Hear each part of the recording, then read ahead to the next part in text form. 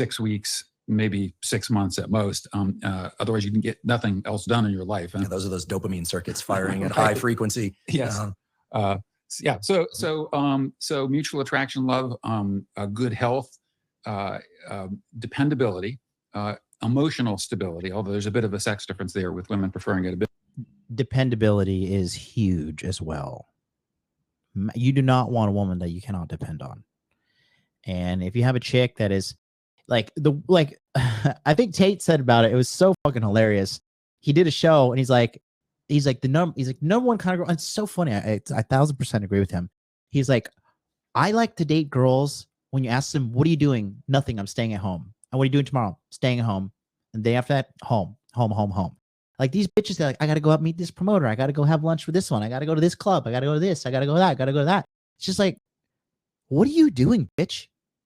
Like where is your life heading? In what direction? I just got to be social. I got to keep my connections. You know, they're filling themselves with these shallow, empty relationships that really have no edification to them, all while forsaking the opportunity to build something with a man and build a relationship, future, and family with that. But they're not relationship minded. Like I said, the modern woman knows everything in the world how to be a fucking slut, and we can talk about that here with Dr. David Buss is going to be talking about the short-term mating strategies, which is being a whore, and then the long-term, which is what you want to be looking for. And again, remember, guys, I'm telling you this. Like, I'm not trying to be, like whatever, like we hate women or whatever podcast.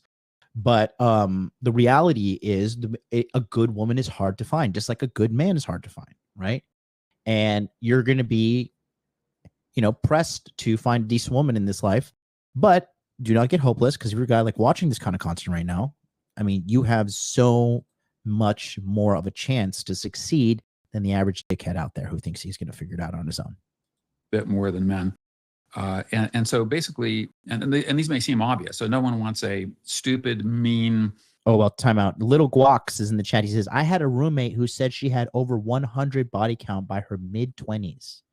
I almost threw up on spot. And then he says, she always had relationship issues, of course.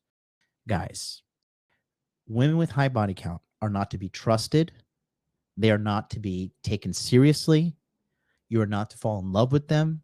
It will cause you nothing but frustration, wasted time, wasted everything. It is a 0% ROI. The only thing that you can learn is after you get out of a relationship with like a really, really shitty high body count blood of a woman, is when you find a good girl, you're like, whoa, man. Oh, I'm so happy to be in this kind of relationship. It makes you appreciate the next decent woman that you find, because you go through like the depths of hell and you're like, God in heaven, what the fuck was I even thinking staying with this tragedy? But it's, again, we have people in the chat confirming everything we're saying here live. He says, I had a roommate who said she had over 100 body count by her mid-20s. I almost threw up on the spot. She always had relationship issues, of course. Geeky Anomaly is in the house, aka Mr. Mike Steele, and he says busy women are masculine and a huge turnoff. Yeah, it's hilarious, because you have to understand this. Okay, here, let's go down. We're gonna go down the deep breakdown of why women do that. Okay, women who are always busy, internally, they do not feel good about themselves. They don't feel at peace with themselves deep in their hearts. And so they're constantly looking to distract themselves from the fact that they feel like complete and total shit about themselves. Because fundamentally, they're broken. Okay? I don't know why everybody in this world thinks that you can just go and do whatever you want and there's going to be no repercussions. Like, some of you guys out there, like I know some of you guys like to fucking, ski the slopes and shit like that and do drugs and have fun. Like, dude, if you like, for example, look at fucking Connor Murphy or even fucking Trillstein, right? These dudes took some fucking ayahuasca or whatever that shit, the DMT, Yeah, I heard, I know Joe Rogan took it, but you're not fucking Joe Rogan getting like chemical grade, super pure, not gonna fucking fry my brain cells, DMT. You're getting some shit from fucking Enrique in the corner, or Trayvon, or fucking Matt, the fucking hippie guy, whatever racial fucking stereotype you want to give your drug dealer, and hoping that his word is enough for you not to fry your circuits. Like, there are repercussions for your actions, gentlemen. Gotta be careful out there. And the same thing with these chicks. Again, people in general don't like to take accountability. People in general don't like to get criticism, right? You have to be a strong person to receive constructive criticism, internalize it, and then formulate a plan to execute to get out of your shitty situation. And if you do that, you are a badass. And that's what I've done. Okay. That being said, a lot of people can't do that. VJ in Windsor says, what do you think the cutoff point is for saying she has a high body count after 10 bodies? So it is case by case. I guess certain women have different body count thresholds, right? However, the question you should be asking is she doing her part in the relationship? Okay. A woman has to have a certain level of emotional buy-in in the relationship for you to feel happy and successful and fulfilled as a man, right? And that's what gets fucked out of them when they go on these whore benders, right? And then, you can't get it back. Like, they have to go through therapy. They have to learn to love. They have to learn to think about the other person in the relationship. They have to learn this stuff because what was innately there, again, it gets fucked out of them, and they don't get it. They don't like what's common sense to be done in a relationship. What's common sense to a girl that hasn't been ran through, who's grown up in a regular, like, normal household and family. What's common to her is like fucking like high level calculus to a slut, or even a retired slut, So there's that. Ugly, disease-ridden mate, and so perhaps obvious, but no one knew this in advance of the 37 culture study. So these were some universal preferences. So you go to the Zulu tribe in South Africa, or Rio de Janeiro in Brazil, or Portugal, or Oslo, or anywhere in the world, and these are qualities that people universally desire in long-term mates.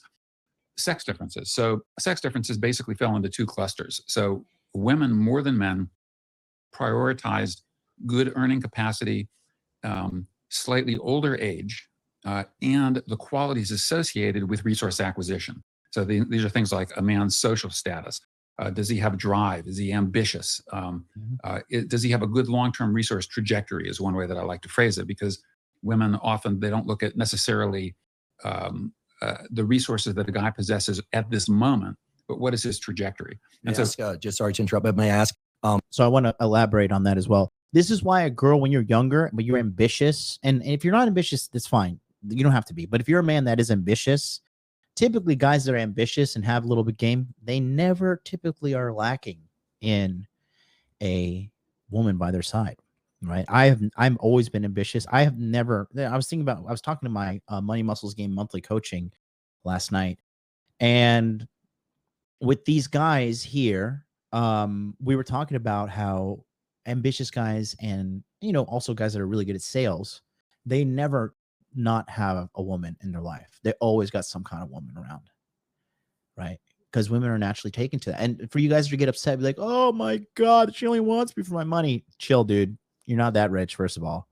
Second of all, it's not just that, but instinctively, she's a woman. She's going to want to have children, and she's going to want those children being taken care of. And that's your job as a man. And you just can't get mad at that. That's just the way it is. Is there anything known about the commonalities of how that is assessed? Is it, he's rolling out of bed early and running 8 miles. He's showing proficiency in school. He handles himself well socially at parties, isn't drinking too much, but knows when, obviously they're integrating multiple cues. The brain is a complex place, Yes. but is there any information about what those variables are across cultures? Yeah, well, I think that there's been less attention to that, so that's a great question. One of the things that we do know across cultures is that women attend to the attention structure. So the attention structure is a key determinant of status. So those people who are high in status are those to whom the most people pay the most attention. So the attention of others to them, not how well a given potential mate can focus and pay attention necessarily. Yes. Yeah, exactly. And yeah, because attention is a currency to women. So that's why women love famous guys. You know why? Because those guys get more attention than her. And she's like, oh my God, look at all this attention. It's just like when you see a dude that's getting all this pussy. Damn, I want to be like that guy. He's getting all this pussy. Girls see a dude that's getting all this attention. She's like, oh shit, like damn, this is I respect this. But women, look, I mean, is the guy, even in the modern environment, is the guy spending 8 hours a day playing video games, eating Cheetos and drinking beer, or is he devoting effort to his professional development? So hard work, ambition, does he have clear goals, or is he in an existential crisis, not knowing what he's going to do with his life? So those are some of the qualities that people look for. And also women use what's called in the literature mate choice copying. And this is related in part to the attention structure. That is, guys who have passed the filters of multiple women, those are like pre-approved men. So we've done studies where you just take a guy, photograph him alone, versus take the same guy, put an attractive woman next to him, or put two women next to him, and women judge exactly the same guy to be much more attractive if he's paired with women. Pre-selection, monkey see, monkey do. Than if he's not. And some guys exploit this in the modern world by hiring wing women to go with them on dates and so forth. Oh, this is my sister, or a former girlfriend, or whatever. But you're correct in that women use multiple cues to assess these things, and they change over time. So in the modern environment, even things like the attention structure. Does this guy have 1 million Twitter followers or 3 Twitter followers? Yep. That is an index of the attention structure, and hence the status of the guy within the broader community. And from an evolutionary perspective, it's reasonable that women would prioritize these qualities because of the tremendous asymmetry in our reproductive biology, namely that fertilization occurs internally within women, not within men. Women bear the burdens of the 9-month pregnancy, which is metabolically expensive, as well as creating opportunity costs in terms of mobility and solving other tasks that people need to solve in the course of their lives. And so one way to phrase that is that the costs of making a bad mate choice are much heavier for women when it comes to sexual behavior, certainly, because the benefits correspondingly of making a wise mate choice are higher for women in the sexual context. But as I said, we have mutual mate choice in our species. And so what do men value more than women? Physical attractiveness. They rank that as a can't find no ugly bitch following me around. No, sir. More important criteria than do women about men. Yes. Yeah, exactly. Consistently across cultures. Consistently. And it's not that women are indifferent to it. So women do pay attention to a guy's physical appearance, his fitness and so forth. And guys are actually off base in thinking that women prefer more muscular men than they actually do. So like in muscle magazines, these men with bulging biceps and so forth. Women don't find that especially attractive, but they do prioritize fit men, a good shoulder to hip ratio, and other qualities of physical appearance, as well as things like cues to health. So physical appearance provides a wealth of information about a person's health status, but also provides for men a wealth of information about a woman's fertility, her reproductive value. Now, not that men think about that consciously. I mean, men don't walk down the street and see a woman and think, oh, I find her attractive because I think she must be very fertile. Maybe a few weird people do that, but most men it's like they just find those cues attractive. And the cues are cues associated with youth and health, because we know that youth is a very powerful cue to fertility and reproductive value. So men prioritize. That's why we want no old bitch, bro. That's why. Like women try to shame you that shit. They do not understand.